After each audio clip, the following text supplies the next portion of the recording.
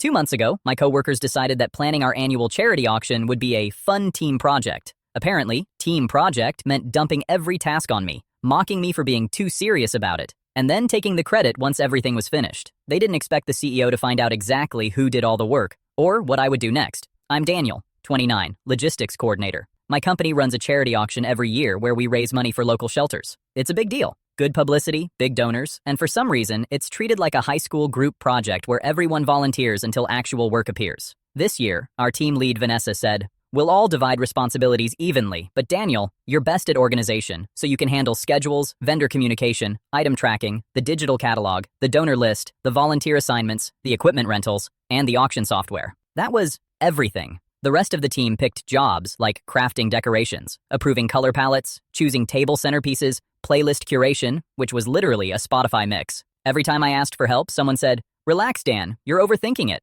or "You're the only one who actually enjoys this stuff." I did not enjoy it. I just didn't want the event to collapse. 3 weeks before the auction, Vanessa scheduled mandatory daily meetings to check progress. What this really meant was her taking photos of my spreadsheets to send to directors so she could look like super organizer woman. Whenever someone praised her efficiency, she'd laugh and say, "I have such a strong team this year." She never used my name. On the day of the event, everything ran flawlessly. Vendors arrived on time, volunteers had clear instructions, donors praised the catalog, and we exceeded our fundraising goal by $40,000. The whole team stood on stage for the thank you speech. Vanessa stepped up to the mic and said, "I couldn't have done this without my incredible leadership and vision." She didn't mention a single person on the team, let alone me. Everyone clapped except the CEO, who stood in the back watching her like she'd grown a second head. After the event, he asked me for a private meeting. I thought I was in trouble. Instead, he held up the binder I had made, the one that contained every schedule, contract, list, and email, with my signature on every page. He asked, "How much of this did you actually do?"